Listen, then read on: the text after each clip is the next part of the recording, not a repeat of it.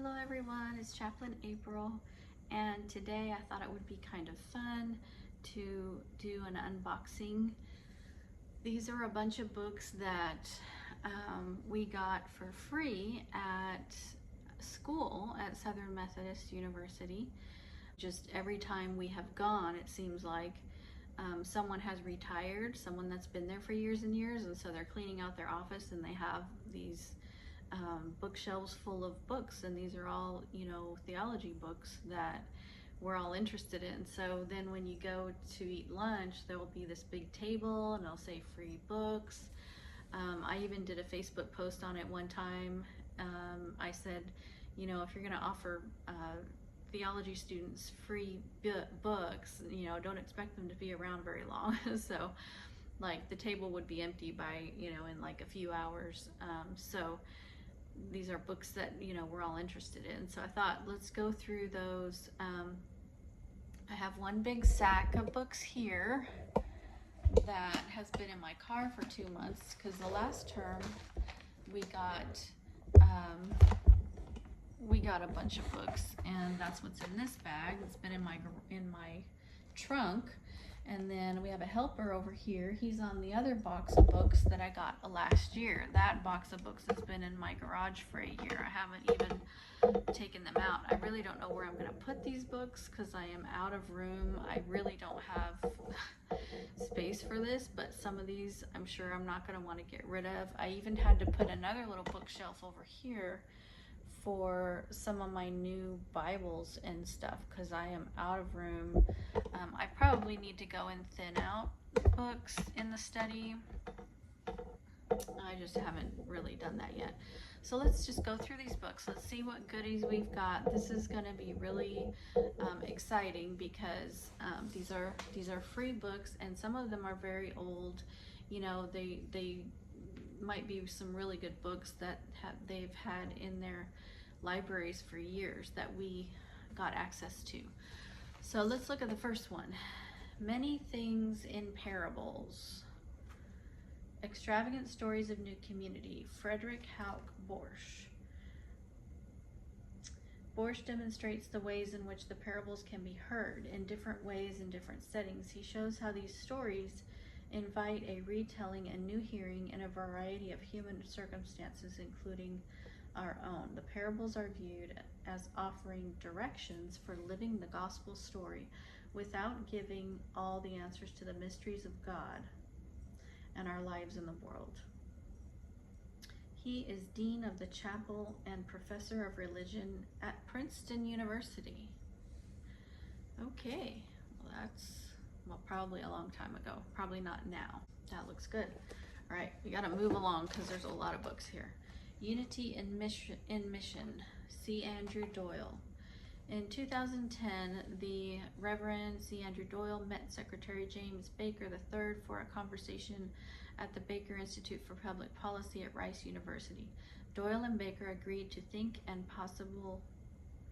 out possible diplomatic solutions to the crisis.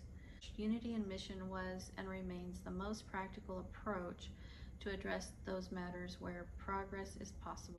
Irresolvable issues continue and mutual respect on differing opinions remain. So the Reverend Andrew Doyle, the 9th Bishop of the Episcopal Diocese of Texas, summarizes his autobiography in 6 words: met Jesus on pilgrimage, still walking. He and his wife Joanne live in Houston with their daughters. Okay, that was a mouthful. See if I can open this. Okay, John Wesley. I know why I picked this, because my son Wesley is named after John Wesley, who helped found the Methodist Church. A Pictorial Journey by John Hurst. So there's not much to be said about this, except that it is what it is.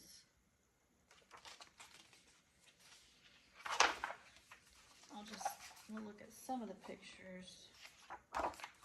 This isn't, I don't think this is, well, it does tell a little bit about it. Pictorial Journey. From Within the Parsonage, A Starting Place. Parsonages are where pastors live a lot of times, right next to the church. They don't have to pay rent. That's how they help pastors make a better living, if they have a parsonage. The Great Elm of Bag Enderby. So the Wesleys, Charles and John Wesley, are from England, and so that's where this, the Methodist Church was birthed, out of England. So, A Field by the Ruin, the Franciscan Abbey. So these are really pretty pictures. Real pastel. I mean, I can't go through all of this, but...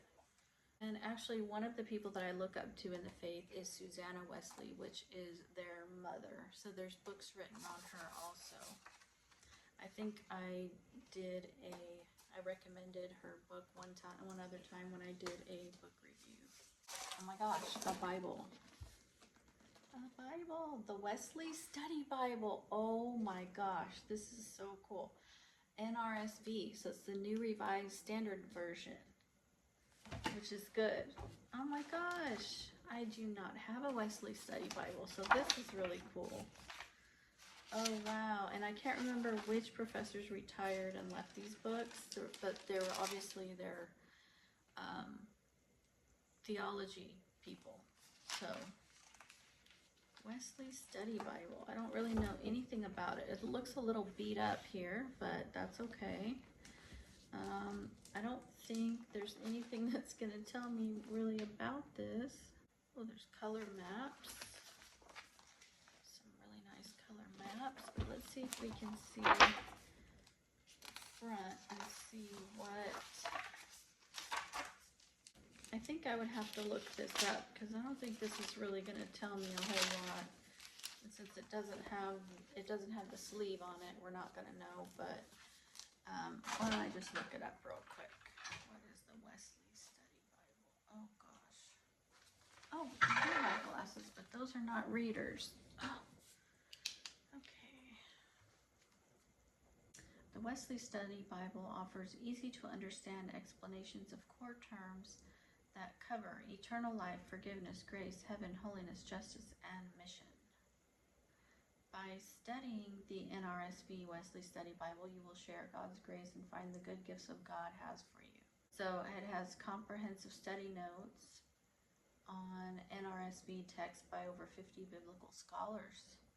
Accessibility, written life application, and inspiration by over 50 key pastors. Okay, so that is going to be really, really good. And now, oh my gosh, this is big. The New Oxford Annotated Bible with the Apocrypha. An ecumenical study Bible completely revised and enlarged. The substantial new material contained in the New Oxford Annotated Bible with Apocrypha, New Revised Standard Version, added to the wealth of scholarly essays, notes, and maps that have for over 25 years defined the annotated. As the best study Bible available, make this new edition in scholarship and in format completely contemporary. So these are the new features that it has. Full text of the NRSV version, the most modern Bible translation available in English, the apocryphal and deuterocanonical books, the fullest collection in any English language Bible appearing in place, not after the New Testament. Inclusive language used except where it might obscure the historic or literary structure of the original text. Annotations that have been thoroughly reviewed, in many cases completely revised and more clearly keyed to the text. Notes and essays compiled by top scholars, selected for their expertise, 7 new essays on major subdivisions, the Pentateuch, the historical books, the poetical books or writings, the prophetical books, the New Testament narratives, the letters of apocalyptic literature. Can't speak today. Wow. Okay. So I'm getting more and more study Bibles as we go. So the Apocrypha. So this is going to have other books in it. It has Tobit. It has Sirach, the Maccabees, Esdras, all these other books that have been taken out of the, quote unquote, Protestant Bible, I guess. Wow, okay, that's a hefty one. Oh my gosh, I didn't know I got all these Bibles. This is exciting. The New English Bible with the Apocrypha. Oh my gosh. Okay, I mean, when I went to Bible school here in Oklahoma, we didn't talk much about the Apocrypha. So I don't think they think too much of it or whatever. They don't think that it is part of, you know, the inspired word of God. That's why they took it out. But there's a lot of really good things in there. Okay, the New English Bible. To the sponsors and translators of the New English Bible, the English-speaking world owes an immense debt. They have given us a version which is contemporary in idiom, up-to-date in scholarship, attractive and at times exciting in content. We salute their dedicated endeavor to give us an English Bible as faithful to the requirements of divine revelation and to the capacity of the modern reader as human skill, aided by heavenly grace, can achieve.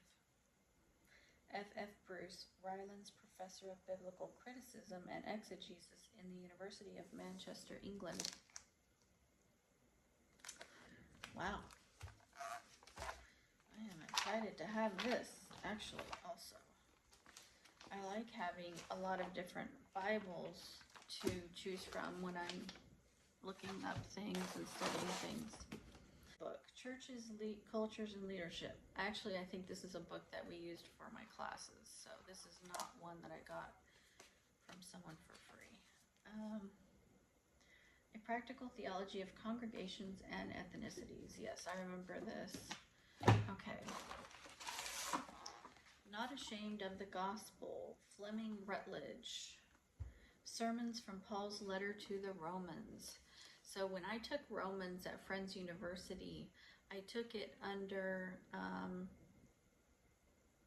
trying to remember correctly. I always get confused when it comes to this. But the professor that was there before was a famous guy that wrote some books.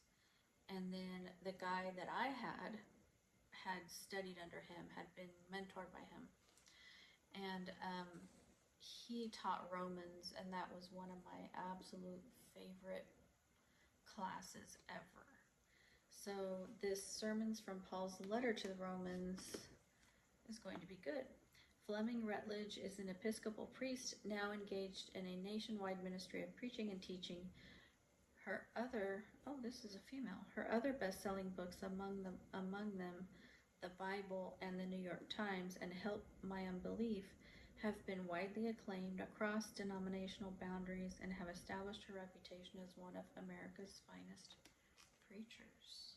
Maybe I can use this for my dissertation.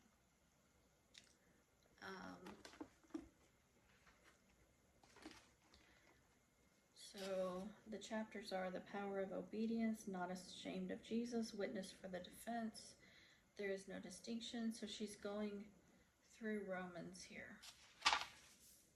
Oh my goodness, there's a lot. So the author's introduction. Why Romans? The unique importance of the Apostle Paul's letter to the Christians in Rome can readily be seen in the history of its interpretation. Romans has provided the impetus for the major theological revolutions of the Christian era, a claim that cannot be made for any other single biblical book. So when you read Romans, and then there is this thing called the Romans Road that you can take, and that can lead you to salvation. So Romans is quite an incredible book of the Bible. Okay, Leading Lives That Matter. Mark Schwen and Dorothy Bass. What we should do and who we should be. Oh my, that sounds very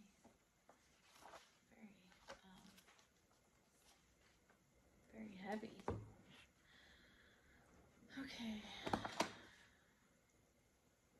Mark Schwen is Professor of Humanities in Christ College and Project Director of the Lilly Fellows Program in Humanities and the Arts, Valparaiso University.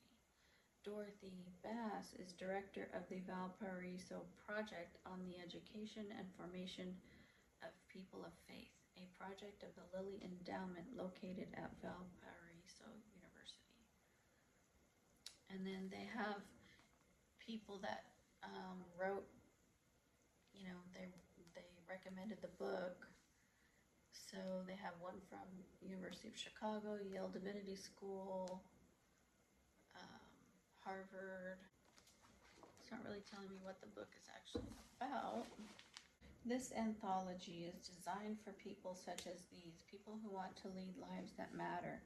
The readings gathered here, which include Schweitzer's own story of his decision to become a jungle doctor, have been selected because they can help us to think with greater clarity and depth about just what that might mean.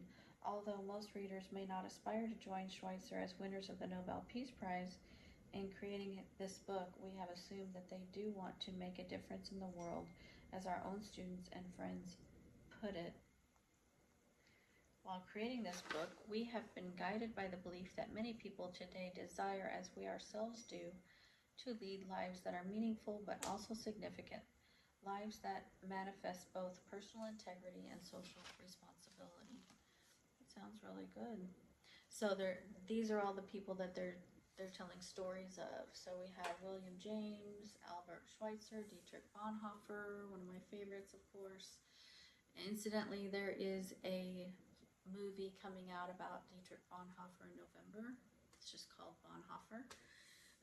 Frederick Buechner, Will Campbell, John Milton, Dorothy Day, which I learned about in class. She was a social activist. She founded it was a Catholic, it was a newspaper. C.S. Lewis, Robert Frost, on and on and on. So this is really good. All right, well, that's it for that bag. So I didn't grab as many this time as I did last time. Oh no, I'm gonna have to get this cat up if I want to look at these books over here. I'm gonna have to go disturb you over there. You didn't know I was talking about you, did ya? What are you doing over here? How am I gonna get you out of there? You wanna sleep in there? Oh, you think you wanna sleep in there? Well, how am I gonna get you up? Huh?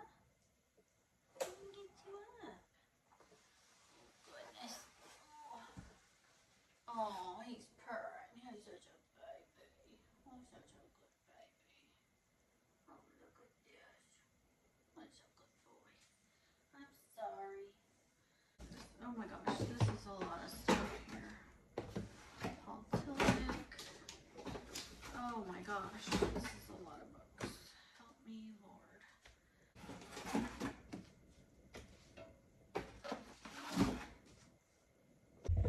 Another Bible. The New English Bible. How old this is. Oxford University Press, 1970. The New English Translation. Okay, that looks really good. We're gonna have to move it along here because this is a lot of books. Theology Today. This is like a magazine type thing. Okay, Book of Mercies, George Arthur France. For more than a quarter of a century, George Arthur France has been the minister of the oldest church in Indianapolis, the First Presbyterian Church. This congregation has comprised persons of many callings, including one president of the United States, and at present it numbers over 2,000. Dr. France is recognized nationally as a scholar. For years, he has been a trustee of 2 theological schools, one liberal arts college and one university, and a member of the Board of Education of the Presbyterian Church in the USA. His interests range from fly fishing to Renaissance art.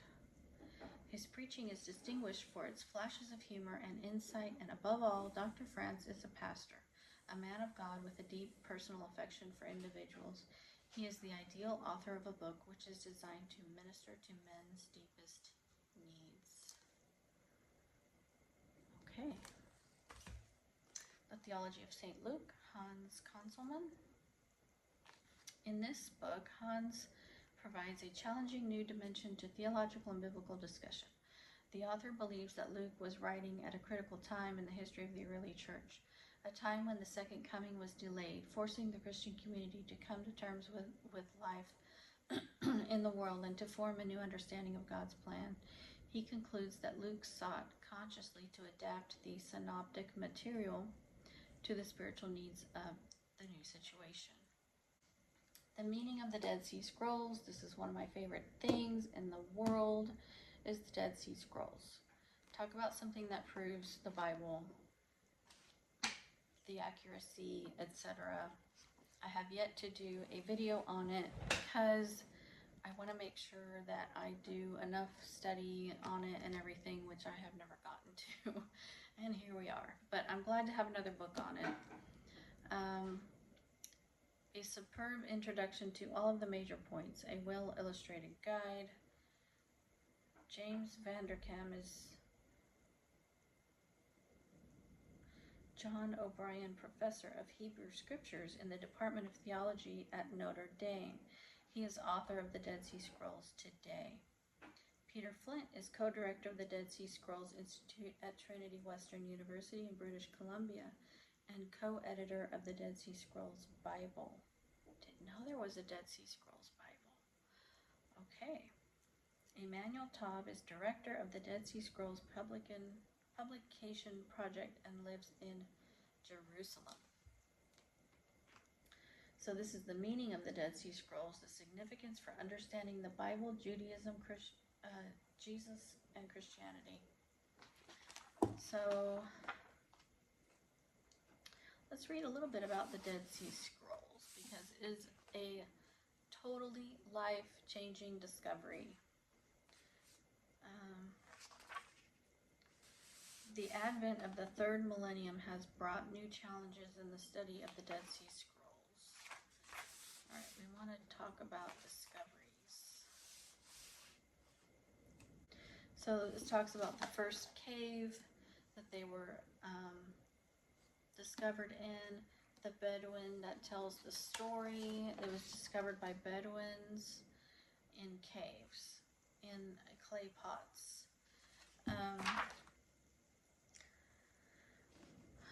The story of the discovery of the first Dead Sea Scrolls has become a part of Western lore.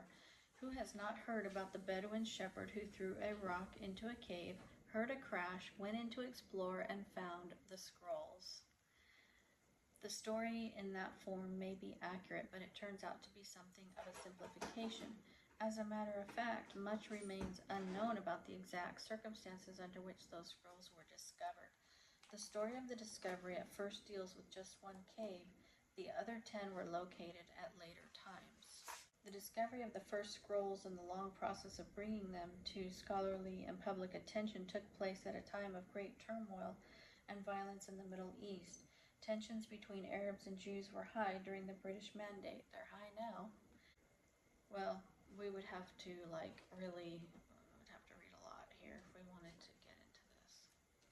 Soon after their discovery in 1947, the Dead Sea Scrolls took the world by storm, and ever since, scholars and general readers alike have studied them, read them, or at least talked about them. The first scrolls were published in 1950 in what we now consider primitive editions, but at least they were released. The delay in the publication process occurred only at a later stage.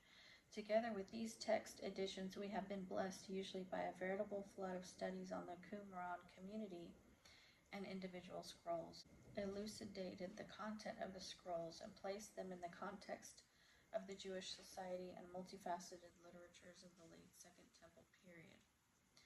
Diverse explanations of these scrolls abounded, and theories multiplied to the joy of researchers of antiquity and those involved in the history of research. However, the more scholars wrote, the greater the confusion grew among readers, and correspondingly the more a need was felt to pull the threads together.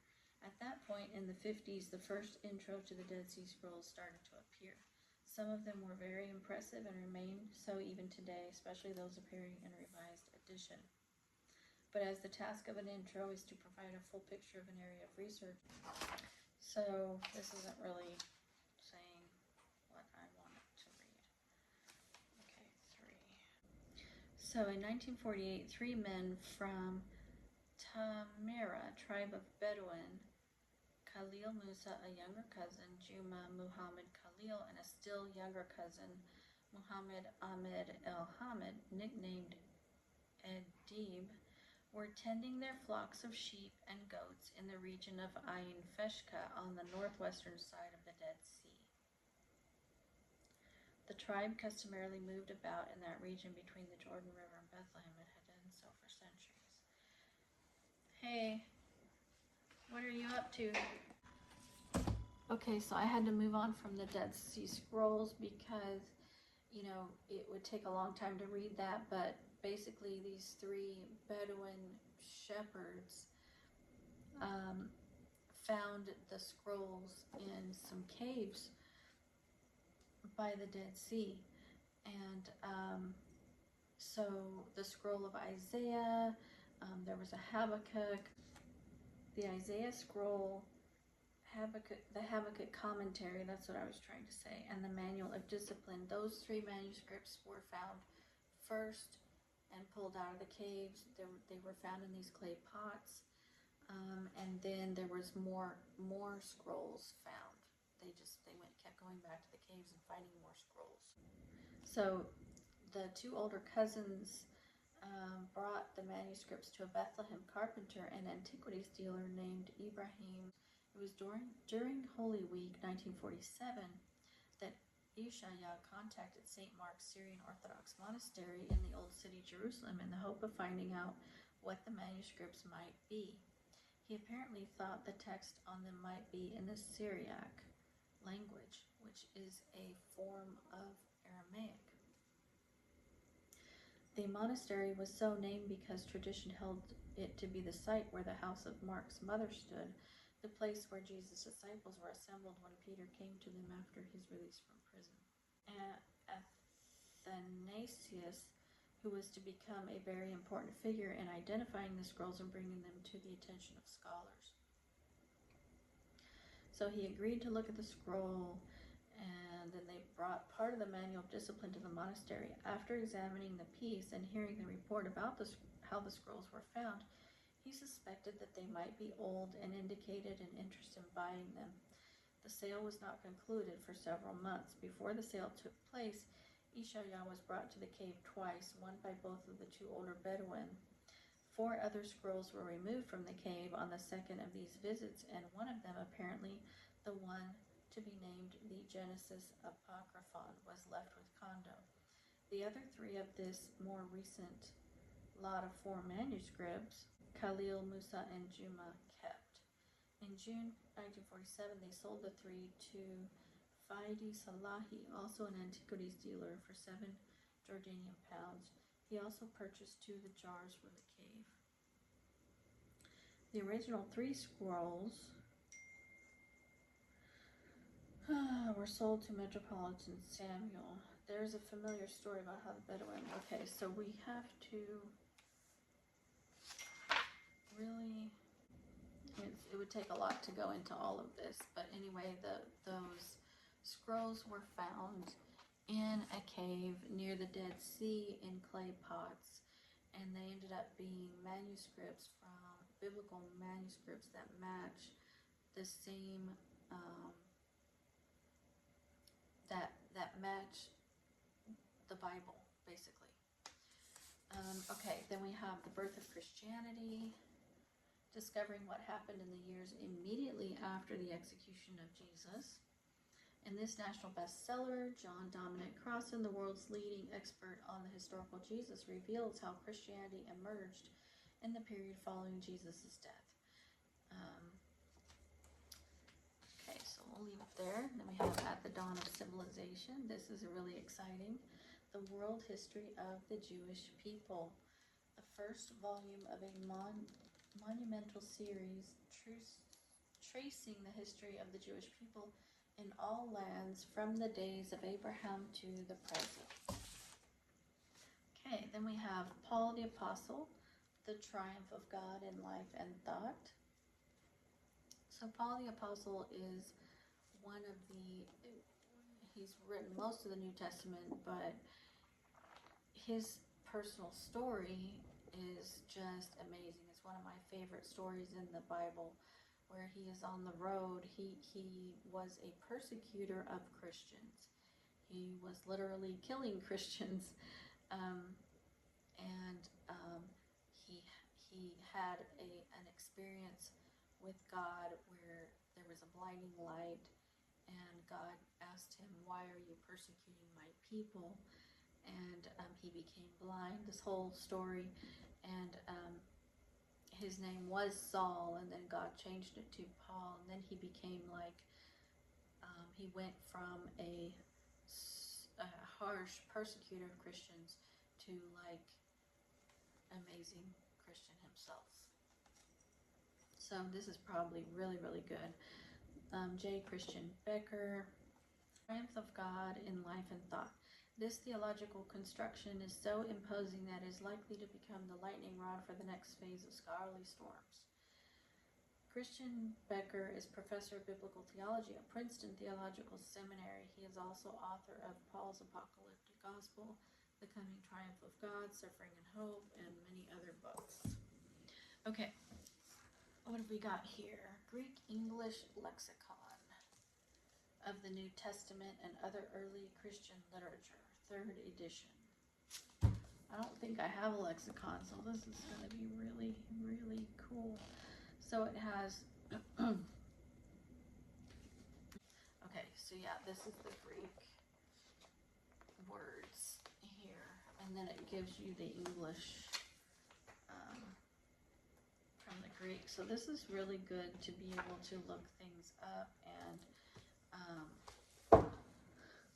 research them. It's mostly the New Testament, so this is really good.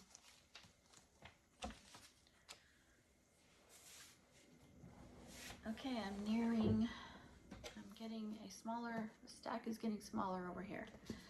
All right, agape and eros. So those are two of the loves.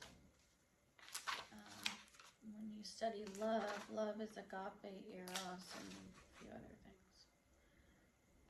Okay, this isn't telling me a whole lot. The problem of agape and eros has become a matter of major theological interest, and there has been quite a spate of literature dealing with it. It would take far too long here to name and comment on the relevant books and articles. Part 1 of the present work. Okay. This work consists of a study of the Christian idea of love as it appears in the New Testament, and in contrast to the Hellenistic idea. Hellenistic is the Greek idea. With this, both the starting point for the history of the Christian idea of love is given, and also the essential distinction between the two fundamental motives, eros and agape, which have left their impress upon it. Okay, this is a really old book, and somebody has really marked it up.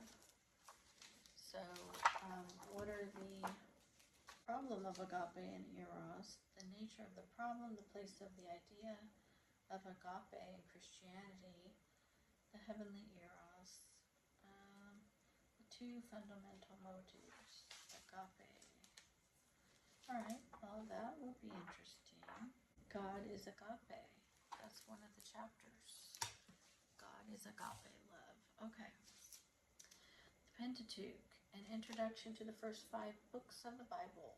Joseph Blenkinsop. Blenkinsop guides his reader through the complexities and the controversies of Pentateuchal criticism with an erudition that is rare, and with a balance, clarity, and grace that are even rarer. All mature students of the Bible, scholarly and lay, Jewish, Christian, and secular alike, can profit richly from his learned and elegant discussion. That is from John Levinson, the Divinity School of Harvard University. And then a few other people talk about him here. Okay. So, the Pentateuch is a new book about an old subject. Under different titles, the Torah, the 5 books of Moses, and the Pentateuch, the first 5 books of the Bible, have been around a very long time and have been the subject of much discussion, comment, analysis, and evaluation. The Pentateuch, while an accepted masterpiece and one of the oldest literary works surviving in the world, is nevertheless not easy to understand. Blenkinsop begins his magisterial book with the basic documentary hypothesis concerning the Pentateuch, namely that the work is a composite and was compiled and organized over an extended period of time. It is not written by one man at one time, which would have been Moses, but resulted from a process of writing and editing, at the end of which emerged the Pentateuch as we know it. Not sure about that. Okay. A handbook of Christian theologians. Oh my, there are so many to name in here, I have no idea. Offering coherent and concise portraits of the major theologians of the past 200 years, this expanded edition presents the lives and thoughts of great religious thinkers from Kierkegaard to the Niebers to Combe. The list of authors reads like a theological who's who as well. Richard Niebuhr, Robert McAfee Brown, John Macquarie, Joseph Fletcher, Sidney Alstrom, Jeffrey Bromley, and others. A must for students and anyone interested in the evolution of contemporary Christian thought. Okay. Then we have a book of public prayers. Oh, I probably got this so I could use it at the hospital for my work. A book of public prayers. Oh, pastoral prayers. Okay, that sounds good to have.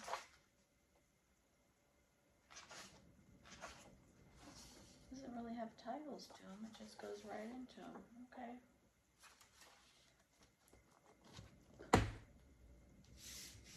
A complete history of Christian thought. Containing the complete text of a history of Christian thought and perspectives on 19th and 20th century theology, edited and with introductions. A major posthumous work, this book now gives us a thought of Paul Tillich on the whole history of Christianity as a developing religious phenomenon and as the heritage of present-day theology. So Paul Tillich is a theologian.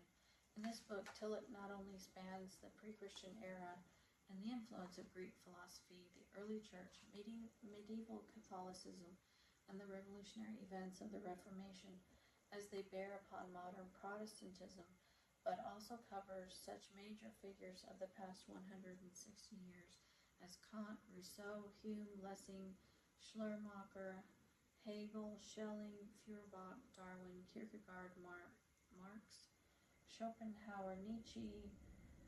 Oh my. A history of Christian thought. Okay, so this is like, oh my gosh. So this is just how the thought, or how it kind of changed throughout the centuries.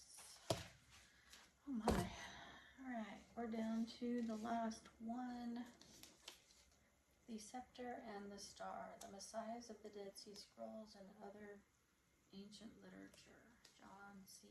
Collins, is that rare scholar who has a profound knowledge of the Old Testament and the intertestamental literature and of the New Testament. Anyone who wants to know the state of the present-day debate about the connection between Qumran and the New Testament must read this book. 2,000 years ago in Palestine, people looked for a Messiah to lead them to a better life.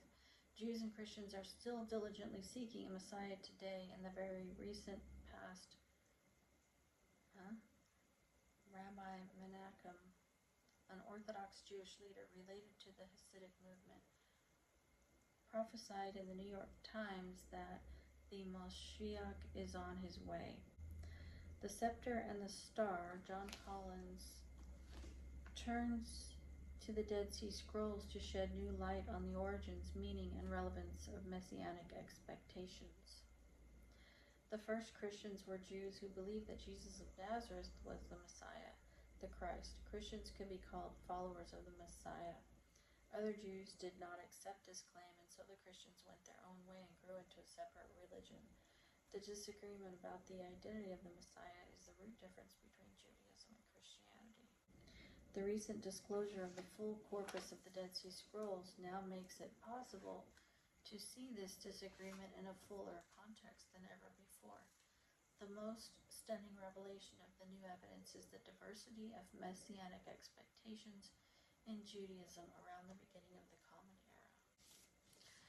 Okay, so that's our last book, and hopefully soon we will be able to do some other videos on prophecy, the Dead Sea Scrolls, all of the different things. Hopefully I will be able to start doing Bible studies again. So you guys, thanks for watching, and take care, and I'll see you in the next video.